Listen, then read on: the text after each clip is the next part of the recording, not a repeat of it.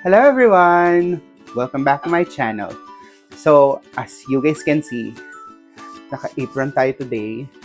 Pero hindi tayo magko-cooking show. I just want to share this kasi madalas madami mga nagtatanong sa akin kung kamusta daw ba yung diet ko and ano ba yung mga kinakain ko while I'm on tirzepatide managing my diabetes. No? So today, I will be cooking one of my favorite meal. This meal actually helps me with my digestion kasi most of the time, si tirzepatide, isa sa mga side effects na madalas mararanasan or nararanasan ng mga taong naka-peptide treatment ay constipation. So, nahihirapan silang mag-lose ng kanilang bowel. Now, pag-usapan din natin right after I do this meal prepping kung ano ba yung mga benefit ng pagkain ng gulay and as well as having a balanced and healthy diet sa mga taong may diabetes, most especially sa mga taong naka-peptide treatment.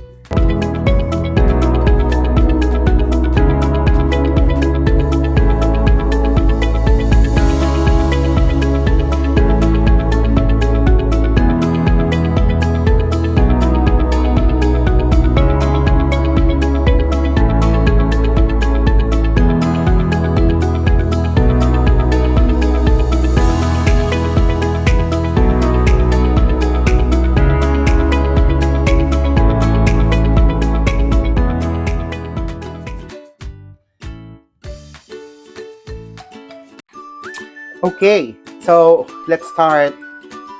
Parang nakakatakot naman. Let's start chopping itong mga gagamitin natin ingredients. But first, let me show it to you guys. First is, of course, we need onion and we need garlic. Sibuyas at bawang. Okay? We need carrots. And then, kailangan natin ng beans or Baguio beans. And then, kailangan natin ng my favorite, sayote. And then, we need cabbage, repolyo. Tapos, toge. Kailangan natin ng toge. And, ito naman ay kung halimbawa meron kayong extra, kailangan natin lalagyan natin ng shiitake mushroom. Medyo may kamahalan kasi siya. So, kung wala naman kayong extra for this, then you can just go with the first few vegetables that I've shown you guys. So, ito kasi, you can add mas, alam mo yon, earthy na lasa. Mas masarap, mas napapasarap niya yung vegetable dish. Okay? So, prep na natin sila.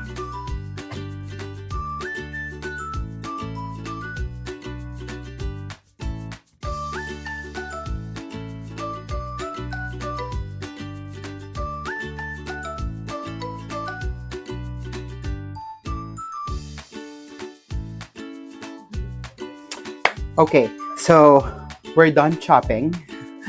Medyo matagal talaga siya i-prepare. So let me show you.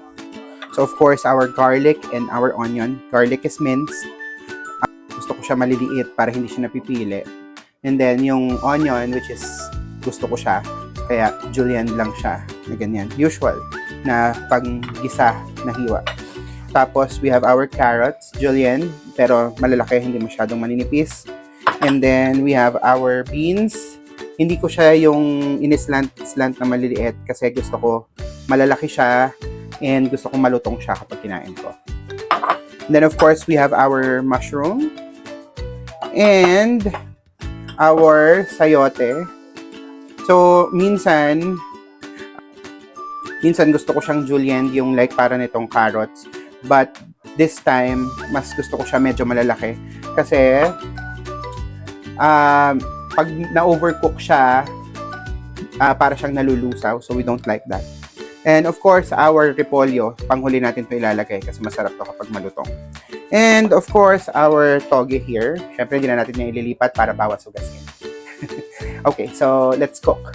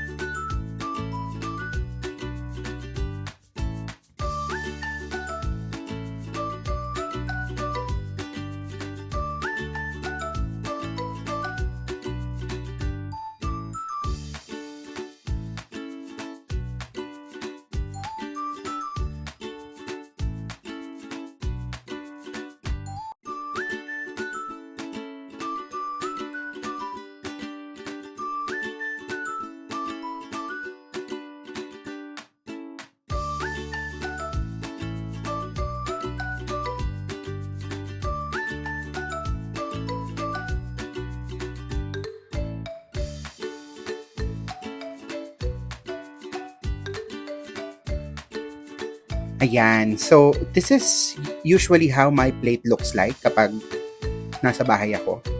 Of course, we have our rice. So, as you can see, hindi naman ako nag-refrain from eating rice. I'm still eating rice. So, itong rice nga lang na ito ay basmati rice. Sometimes, kapag hindi ko hinahanap yung rice, madalas kamote yan, kamoteng kahoy. Then, my protein is this one, chicken. Yan. So, lechong manok lang yan from your local store. And of course, ito, gulay. So, yung niluto natin kanina, yan yung mas malaking portion that occupies. Hello everyone! So, it was such a sumptuous meal. I really enjoyed my lunch. Well, if you've been following my diabetes and weight loss journey, alam nyo na I'm currently taking or using tirzepatide. And honestly, sobrang daming benefits na ang nakita ko at naramdaman ko sa katawan ko. Like better blood sugar control, less cravings, at unti-unti nang buwababa yung weight. Pero syempre, walang gamot na walang side effects. Isa sa pinaka-common na nararanasan ko ay yung constipation. Hindi ito madalas na pag-uusapan pero napakahalaga nito dahil kung napapabayaan, sobrang uncomfortable niya. And so today, ikukwento ko kung paano ko ito minamanage naturally at bakit naging best friend ko ang gulay. So, bakit ba nagkakaroon ng constipation kapag gumagamit ng tirzepatide? Simple lang ang explanation dyan. Ang tirzepatide ay nagpapabagal ng paglabas ng pagkain mula sa tiyan. Kaya mas matagal kang busog, mas kaunti ang kinakain mo, at mas maganda ang blood sugar control. Pero dahil mas mabagal ang digestion, pwede ring bumagal ang movement ng bituka. At kapag kulang pa ang tubig at fiber sa diet mo, doon nagsisimula ang constipation. Well, in my experience, napansin kong hindi sapat na uminom lang ng maraming tubig. Kailangan ko talagang dagdagan ng fiber. Mas maganda kung every meal may gulay talaga. Hindi naman kailangan sobrang dami. Kahit kalahati lang ng plato mo ay gulay, gaya ng pechay, broccoli, cucumber or lettuce, o kaya kangkong, o kahit simpleng repolyo. Pero pwede din naman yung mga alternative fiber, kagaya ng psyllium husk, ihalo mo sa tubig mo, or pwedeng sweet potato, minsan. You know, yung una sa mga pinaka napapansin kong benefit nito is mas nagiging regular yung bowel movement ko. Mas hindi bloated ang pakiramdam at overall, mas magaan yung digestion. Pero alam nyo ba, may isa pang magandang benefit ang vegetable na gusto kong i-share, lalong-lalo na sa mga katulad kong may type 2 diabetes. Marami nagtatanong actually, pwede ba kaming kumain ng kanin? Kapag ako natatanong yan, isa lang lagi ang sinasagot ko, yes, pero samahan mo ng gulay. Ang ginagawa kasi ng fiber from the vegetables ay pinababagal nito yung digestion at absorption ng carbohydrates. Kapag mas mabagal ang absorption ng glucose, mas hindi biglaan ang pagtaas ng blood sugar, mas stable ang glucose level mo, at mas matagal ka ring mabusog at mas kaunti yung cravings. Kaya kung diabetic ka o gusto mong kontrolin ang blood sugar mo, malaking tulong talaga ang vegetables. Isipin mo na lang na yung fiber na kinakain natin kasabay ng carbohydrates ay parang traffic enforcer. So kapag walang fiber, mabilis ang takbo ng carbohydrates papunta sa bloodstream. Pero kapag may fiber, mas organized yung daloy. Hindi nagsisiksikan ng glucose, kaya hindi rin masyadong tumataas ang blood sugar. Well, disclaimer lang ha, hindi ibig sabihin nito pwede ka nang kumain ng unlimited rice. Ang ibig sabihin lang, mas nagiging balance yung meal mo. So kung gumagamit ka rin ng tirzepatide at nakakaranas ng constipation, huwag kang matakot kasi isa to sa mga common side effects. At sa maraming tao, temporary lang ito habang nag-a-adjust yung katawan. Sa akin, malaking tulong talaga kapag maraming gulay, sapat na tubig, at regular na paggalaw at yung exercise. In my case, I am into sports now like badminton. At syempre, yung pakikinig sa katawan mo. Tatandaan nyo lagi, kapag severe na yung constipation, like ilang araw ka nang walang bowel movement, importante pa rin kumonsulta sa doktor mo. Remember, ang goal natin ay hindi lamang pumayat.